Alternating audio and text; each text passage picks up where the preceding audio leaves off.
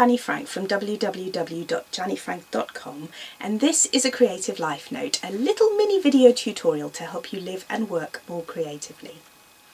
This Creative Life Note is about doing what you have to do. Now, in my last Creative Life Note, I spoke about going that extra inch, doing that little extra thing that will make your art stand out from the rest of the artists out there and from the rest of the artwork that people are seeing. And I used as an example performance poets learning their poems rather than reading them off.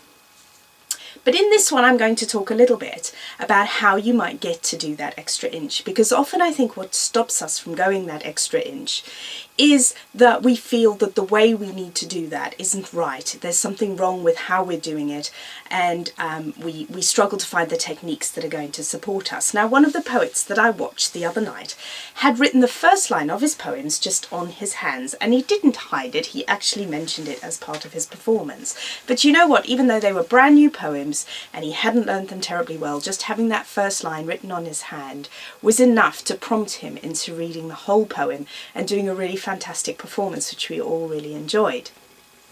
So this is just to say to you, whatever art form you work in, if there's a prop, a crutch or a support thing that you need to do your work, then find it and use it, and don't feel bad about using it.